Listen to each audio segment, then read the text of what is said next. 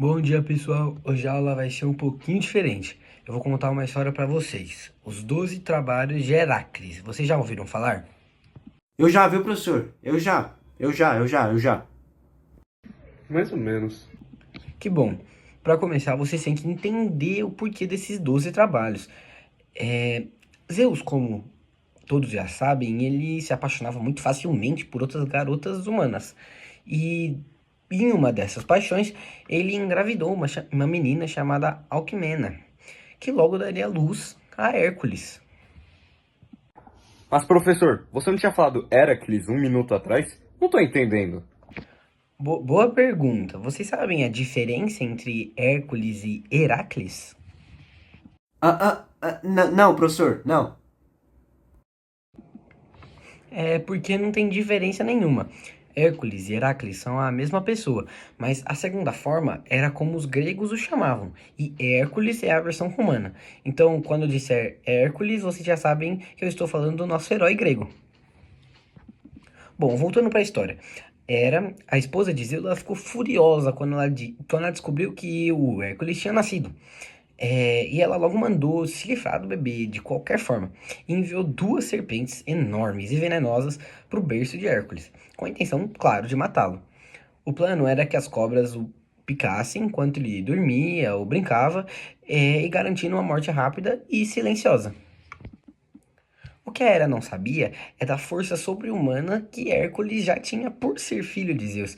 Ele agarrou uma serpente em cada mão e, com uma força incrível para um bebê, estrangulou as duas. Mas não para por aí. Hera não ia parar de tentar se livrar do bebê. E o tempo passou, Hércules cresceu, se casou com uma mulher chamada Mégara e teve filhos. Ele é um herói respeitado por todos, mas a inveja e o ódio de Hera eram implacáveis. Ela, uma vez, lançou uma loucura divina sobre Hércules que, nesse acesso de fúria, ele cometeu um ato terrível. Ele matou a sua esposa e os seus filhos. Nossa, professor, que horror! Ele fez isso de propósito? Olha, ele não de jeito nenhum, ele não fez nada de propósito. Ele estava sob uma influência mágica e completamente fora de si. Quando a loucura passou, ele percebeu que tinha feito algo horrível e ele ficou absolutamente devastado pela culpa e tristeza. Ele não conseguiu viver com o que tinha acontecido. O que ele fez para se livrar da culpa? Exato, esse é o ponto. Para tentar se purificar ou encontrar algum tipo de redenção, Hércules procurou o oráculo de Delfos, que então insistiu para que ele servisse o seu primo, o rei Euristeu de Micenas, por 12 anos e realizar 10 tarefas que Euristeu impusesse. Mas Hera, vendo isso, claro, deu um jeitinho de sussurrar umas ideias à cabeça de Euristeu para que ele pedisse os 10 trabalhos mais impossíveis e perigosos que ele pudesse imaginar. E aí, para que assim Hércules morresse no meio desses trabalhos.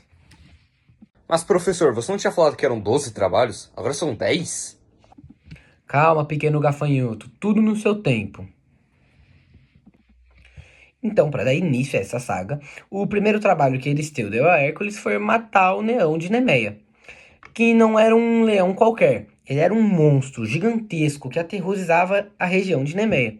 E o pior de tudo, a pele dele era impenetrável. Não dava para ferir com flecha, espada, nada. Imagina o problema. Ô, professor, mas como ele matou se a pele era impenetrável? Com machado não dava? Excelente pergunta. Foi aí que Hércules ele mostrou que ele não era só força bruta. Ele tentou tudo, mas percebeu que as armas não funcionavam contra o leão.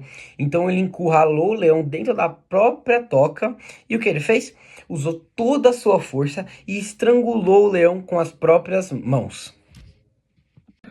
Ô, professor, como assim? Eu não entendi direito. Eu acho que vocês conhecem o mata-leão, né? Essa técnica de luta, ela tem a inspiração do nome nessa história. Usando os braços, Hércules apertou tanto o pescoço do leão que ele morreu sem ar algum. Que da hora, professor. Mas claro, não parou por aí. Para provar que ele tinha matado o leão e de quebra conseguiu uma lembrança única, Hércules ele precisava arrancar a pele do leão. Putz, mas como se era impenetrável? Me explica isso, professor. A ideia que ele teve foi usar as próprias garras do leão para rasgar e retirar a pele. Essa pele, que ele passou a usar como um manto e um capacete, tornou ele ainda mais invulnerável e super estiloso. Quando Hércules apareceu em Micenas com a pele do leão, o rei Euristeu ficou branco de medo. E diz a lenda que ele ficou tão apavorado que de agora em diante, até o final da história, sempre que Hércules voltava de um trabalho, Euristeu se esconderia dentro de um jarro de bronze para não ter que conversar e encontrar o herói. Caramba, mano. Que medo do Hércules. Bom, com o leão de Nemeia resolvido, Euristeu ainda mais aterrorizado, ele não desistiu de tentar se livrar do Hércules. E ele pensou: se um leão não parou, talvez uma serpente com várias cabeças o faça. Então, ele enviou Hércules para o segundo trabalho: matar a Hidra de Lerna. A Hidra era uma serpente aquática gigantesca que morava num pântano chamado Lerna e tinha 9 cabeças, sendo que a do meio era imortal. Mas o pior não era isso. O pior, meu caro, era se você cortasse a cabeça da Hidra. Nasciam duas no lugar. Era um problema que só aumentava. Além disso, o hálito e o sangue dela eram venenosos. Hércules começou a lutar, cortando cabeça atrás de cabeça, mas a cada corte o monstro só ficava mais difícil de vencer. Ele precisava de uma nova estratégia. Foi aí que ele pediu ajuda ao seu sobrinho, Iolau. Ô professor, espera. Mas ele não pediu ajuda? Tipo, os trabalhos não eram só pra ele? Excelente observação. Você já está adiantando uma das curiosidades que eu ia te contar. De fato, Hércules não podia ter ajuda, mas Iolau teve uma ideia brilhante. Enquanto Hércules cortava uma cabeça, Iolau usava um tição em brasa para cauterar o pescoço da Hidra, impedindo que novas cabeças nasçam. Eles trabalharam em equipe até Hércules cortar a última cabeça, a imortal, e enterrar ela bem fundo debaixo de uma rocha gigante para que ela nunca mais voltasse a causar problemas. Hércules, depois disso tudo, ele pegou o sangue venenoso da Hidra e mergulhou suas flechas nele, tornando elas letais, uma arma poderosa para o futuro. Mas, como vocês já deram um spoiler, Euristeu, o rei medroso, ficou sabendo que Hércules recebeu um tipo de ajuda. Ah, então por isso que ele anulou o trabalho. Exatamente. O Euristeu anulou a morte da Hidra, alegando que Hércules não tinha feito o trabalho sozinho. Por isso ele teria que fazer um trabalho extra depois de finalizar os 10 trabalhos. E essa é a primeira parte da resposta para a pergunta do nosso colega sobre os 12 trabalhos e não 10. Bom, com esses dois monstros derrotados, sendo um deles trapaceado aos olhos de Euristeu, o rei precisava de um desafio que exigisse mais força bruta, algo que testasse a paciência e a agilidade de Hércules. Assim, ele enviou o nosso herói para o terceiro trabalho: capturar a corça de Quirineia. Essa corça não era uma corça normal, pessoal. Ela tinha chifres de ouro e patas de bronze, e era tão rápida que conseguia correr mais que uma flecha. Para piorar, ela era consagrada à deusa Artemis, a deusa da caça.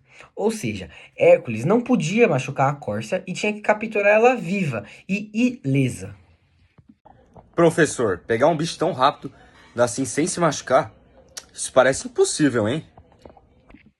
E era. Hércules perseguiu a corça de Crinéia por um ano inteiro. Ele seguiu por montanhas, florestas, rios, sem nunca desistir. Imagina a paciência e persistência. Ué, mas a deusa Artemis não ficou bravo porque pegou a corça dela? Muito boa pergunta. Artemis ficou sabendo e apareceu para confrontar o Hércules, mas ele explicou que toda essa situação, que ele estava cumprindo uma penitência e que a corça seria devolvida depois que Euristeu a visse.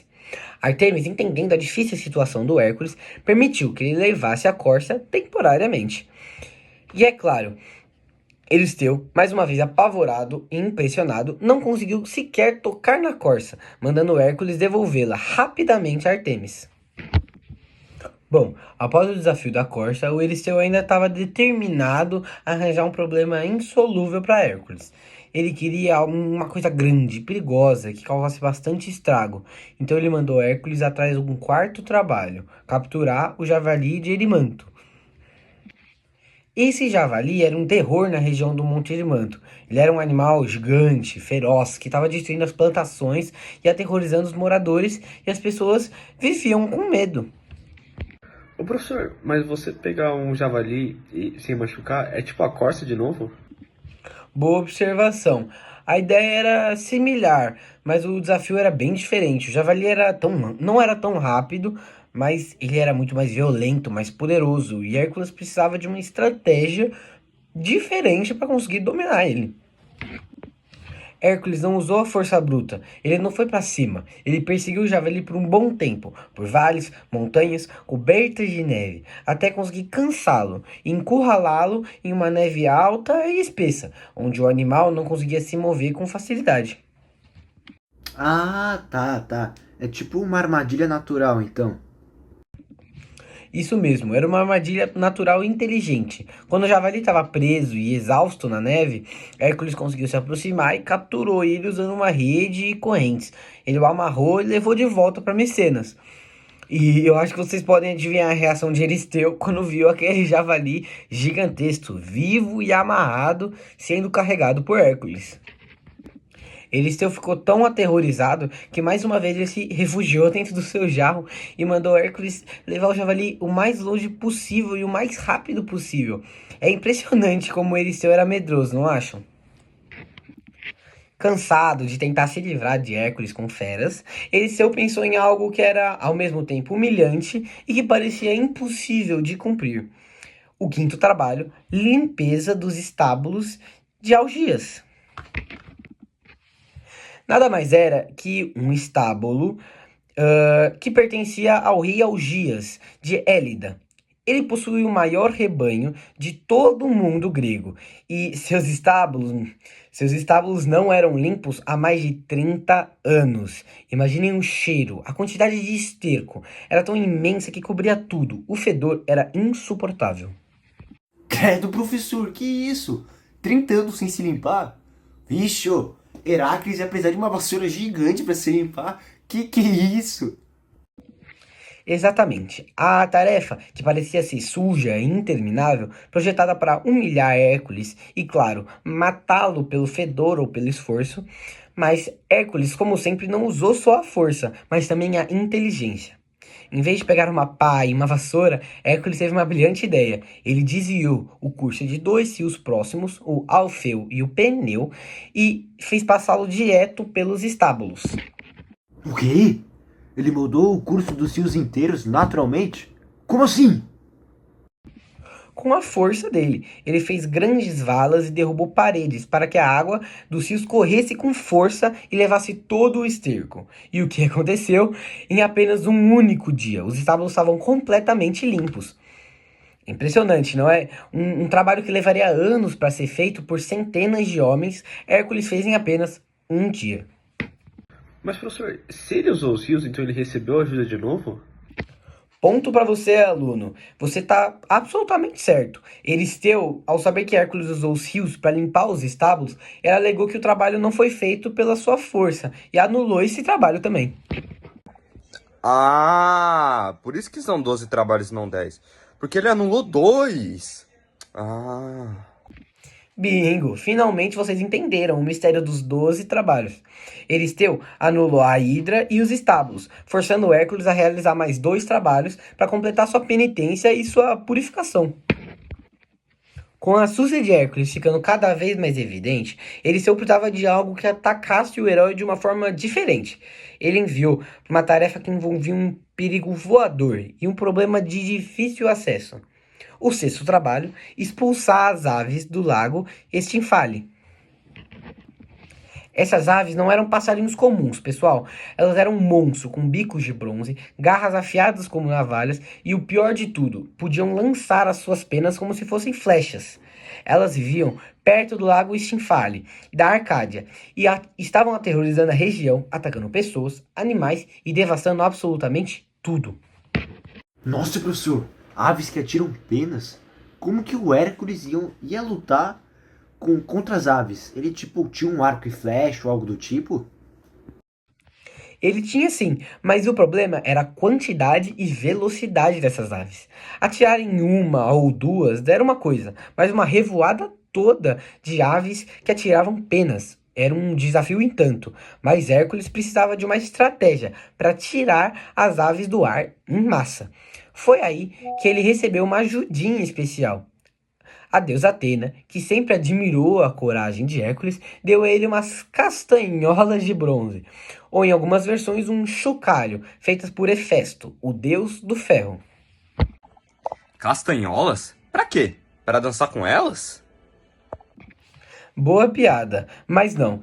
Hércules subiu em uma montanha alta perto do lago e começou a fazer um barulho ensurdecedor com as castanholas. O som era tão alto e agudo que as aves, assustadas e confusas, começaram a levantar voo em pânico. Quando as aves estavam no ar, voando em desespero, Hércules aproveitou, usou as flechas, aquelas que ele tinha usado o sangue da Hidra, começou a abater as aves uma a uma e as afugentou para longe da região. Dizem que algumas fugiram para sempre e nunca mais voltaram a aterrorizar o lago. Que genial, ele usou o som para tirar elas do esconderijo. Exatamente. Mais uma vez, Hércules mostrou que não era só força, mas muita astúcia e inteligência para resolver esses problemas. Ele não só expulsou as aves, mas limpou essa região dessa praga voadora. A essa altura, Euristeu já estava sem ideias de como derrotar Hércules. Ele decidiu enviar ele para longe, bem longe, para um desafio que envolvia uma criatura sagrada, mais perigosa. O sétimo trabalho era capturar o touro de Creta. Esse touro era gigantesco, estava causando um maior estrago na ilha de Creta. Ele tinha sido enviado por Poseidon, o deus dos mares, ao rei Minos de Creta. Mas Minos não cumpriu uma promessa aos deuses, e o touro enlouqueceu e se tornou uma praga para a ilha. Professor, espera. Ele já pegou um leão e já pegou um javali. Então, tipo, um touro não seria tão difícil pra ele, né? A dificuldade não era só com a força do touro, mas o fato que ele tinha de ser capturado vivo e transportado por mar até o Eristeu. E além disso, era uma criatura enviada por um deus, que sempre adicionaria um risco extra. Hércules viajou até Creta. Lá, ele enfrentou o touro em uma luta épica, usando sua força lendária. E ele conseguiu dominar o animal selvagem, montá-lo e, pasmem, atravessar o mar com ele nas costas até Micenas. Quando Hércules finalmente chegou em Micenas com o touro, Euristeu mais uma vez se escondeu. Ele não queria o touro para si e acabou soltando o touro. Por sua vez, continuou causando problemas e mais tarde foi morto por Teseu, outro grande herói grego. Mas essa história é para outro dia. Depois do touro, Euristeu pensou em algo ainda mais grotesco e assustador. O oitavo trabalho foi trazer as éguas de Diomedes. Essas não eram éguas comuns, pessoal. Elas pertenciam ao rei Diomedes da Trácia, um gigante cruel e tirano. E sabem o que essas éguas se alimentavam? De carne humana. Sim, Diomedes alimentava com os próprios hóspedes que ele recebia. Que nojo, professor, que horrível. Pois é, uma barbaridade. As éguas eram completamente selvagens, incontroláveis e aterrorizavam a região. Hércules tinha que capturá-las e levá-las para Euristeu.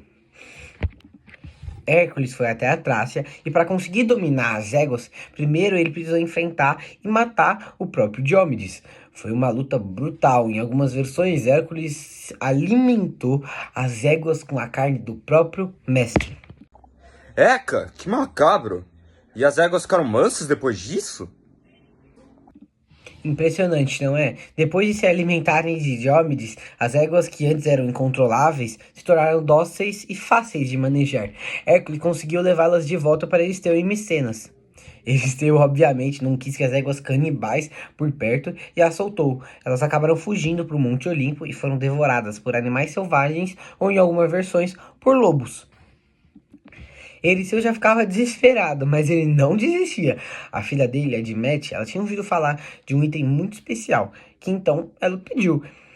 O nono trabalho foi então obter o cinto de Hipólita, a rainha das Amazonas.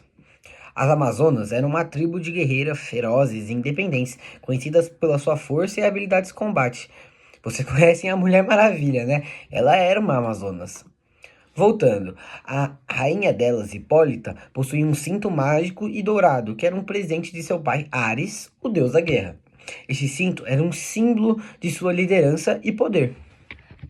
Oxi, ô professor, então ele tipo tinha que lutar contra um exército de mulheres guerreiras? Que é isso? Bom, isso seria um grande desafio, mas inicialmente esse não era o plano. Quando Hércules chegou, Hipólita, impressionada com a fama e com a coragem dele, estava disposta a entregar o cinto pacificamente. Mas claro que a Hera não podia ficar de fora, ela odiava Hércules. Então, disfarçada de Amazona, Hera se infiltrou no acampamento e começou a espalhar boatos dizendo que Hércules estava ali para sequestrar a rainha delas. Isso gerou um caos. As Amazonas furiosas e desconfiadas atacaram Hércules no meio do nada. A confusão da batalha, Hércules pensando que Hipólita o havia te traído, acabou matando-a e pegando o cinto. Foi uma tragédia, mas Hércules conseguiu o cinto e levou para Euristeu, completando mais um trabalho. Agora que Hércules estava prestes a completar os 10 trabalhos originais, Euristeu pensou em algo que levasse para os confins do mundo. O 10º trabalho foi roubar o gado de Gerião. Gerião era um gigante de 3 corpos que vivia em uma ilha muito distante, no extremo ocidente, chamada Erita. Ele possuía um rebanho de bois vermelhos e magníficos, que eram grudados por um cão de 2 cabeças, chamado Ortro, e um pastor gigante, Eurition. 3 corpos? Meu, esse monstro é um dos mais estranhos até agora que a gente tá aprendendo. Com certeza. A jornada dessa ilha era um desafio por si só. Hércules teve que viajar por terras desconhecidas sob um sol escaldante. Tanto que em um momento ele ficou tão irritado que ele atirou uma flecha no próprio Hélio, o deus do sol. O fato foi que, impressionado com a ousadia de Hércules, Hélio lhe deu sua taça dourada para que ele pudesse navegar pelo oceano até a ilha de Gerião. Chegando lá, Hércules primeiro enfrentou e matou o cão de 2 cabeças, Ortro, e o pastor Eution. Em seguida, o próprio Gerião apareceu, com 3 corpos e suas 3 espadas. Hércules o enfrentou em uma batalha brutal, e com suas flechas envenenadas da Hidra, ele conseguiu matar o gigante. Com o gado em segurança, Hércules enfrentou uma longa e difícil jornada voltando para casa. Ele enfrentou perigos, ladrões, tempestades e muitos problemas com os bois, mas ele conseguiu levar o rebanho de volta para Euristeu. Agora, nós chegamos aos 2 trabalhos extras, impostos por Euristeu por causa das trapaças de Hércules na Hidra e nos estábulos. Bom, o 11º trabalho foi conseguir as maçãs de ouro dos jardins das Hespérides. Essas maçãs não eram maçãs comuns, elas eram um presente de casamento de Gaia para Hera e eram guardadas em um jardim secreto nos confins do mundo pelas ninfas Hespérides e por um dragão terrível de 100 cabeças chamado Ladon. Professor, um dragão de 100 cabeças? E como que ele ia saber onde é esse jardim? Essa é a grande questão. Ninguém sabia da localização exata do jardim. Hércules então viajou por muito tempo procurando informações, até que ele encontrou um velho do mar, Nereu, que podia mudar de forma e o forçou a revelar o caminho. Nesse caminho, Hércules encontrou Atlas, um titã que segurava o céu nos ombros como uma punição de Zeus. Hércules fez um acordo com ele. Se Atlas pegasse as maçãs para ele, Hércules seguraria o céu enquanto isso. Hércules segurando o céu? Caraca, isso é radical, hein? E era muito radical. Hércules segurou o peso do céu enquanto Atlas foi em busca das maçãs. Atlas voltou com as maçãs e tentou enganar Hércules, dizendo que ele mesmo as levaria para Euristeu, para não ter que voltar a segurar o céu. Mas Hércules era muito esperto. Ele fingiu concordar, mas pediu para Atlas segurar o céu só por 1 minuto, para ele ajeitar o manto. Quando Atlas segurou o céu, Hércules rapidamente pegou as maçãs e saiu correndo. A missão estava cumprida. Nós chegamos ao ápice, o trabalho mais difícil e perigoso de todos. Aqueles que Euristeu tinha certeza que Hércules não ia conseguir sobreviver. O 12º trabalho era trazer o Cérbero do mundo inferior. Cérbero era o cão guardião do mundo inferior, o reino dos mortos de Hades. Ele tinha 3 cabeças e uma cauda de serpente e era considerado invencível. Ninguém que entrasse no submundo conseguiria sair, e Cérbero garantia isso. Ô, professor, ele tinha que ir até o inferno pra buscar o cachorro, tirar ele de lá, depois voltar? Meu, isso é loucura, loucura. Como? Como isso? Era a prova final. Hércules teve que descer até o reino de Hades. Ele foi guiado pelos deuses Artemis e Atenas, que o ajudaram a encontrar o caminho e a entender as regras do submundo. E lá ele encontrou Hades, o senhor do submundo, e Perséfone, sua mulher. Hércules pediu permissão a Hades para levar Cérbero para Euristeu. Hades concordou, com uma condição. Hércules teria que domar Cérbero sem usar nenhuma arma, sua própria força e coragem. E então ele fez isso sem arma e teve que lutar contra um cachorro com 3 cabeças, sem arma. Como assim? Para a maioria isso era impossível, mas Hércules tinha sua força inigualável e conseguiu dominar Cérbero. Ele o agarrou com toda a sua força, lutando contra 3 cabeças e a cauda de serpente, e conseguiu dominar o monstro. Ele arrastou Cérbero, acorrentado para fora do submundo, e trouxe até Euristeu. E qual vocês acham que foi a reação do rei ao ver um cão de 3 cabeças do inferno, ali, na frente dele? Ele deve ter desmaiado. Quase isso. Euristeu ficou tão apavorado que mais uma vez se escondeu no seu jarro de bronze e implorou para Hércules levar Cérbero de volta ao submundo o mais rápido possível. E assim, pessoal, é a conclusão do nosso 12º trabalho. Hércules finalmente cumpriu as penitências. Ele se purificou e provou ser o maior dos heróis. Após todas essas aventuras e desafios, a lenda diz que Hércules foi levado ao Monte Olimpo, tornando-se um deus imortal, entre outros do Olimpo. Que final incrível! Ele virou um deus mesmo? Sim, a história de Hércules nos ensina muito sobre a superação, a persistência e a importância de enfrentar os nossos próprios monstros, sejam eles internos ou externos. E mostra que às vezes a inteligência e a astúcia são mais importantes que a força. Muito obrigado por essa aula. Essa foi uma das melhores histórias que eu já escutei em todas as minhas aulas de história e de filosofia junto. Muito obrigado. De nada, pessoal. Eu fico feliz de saber que vocês tinham gostado. A mitologia grega é cheia de lições e aventuras. E quem sabe a próxima aula eu não posso contar para vocês outra lenda épica.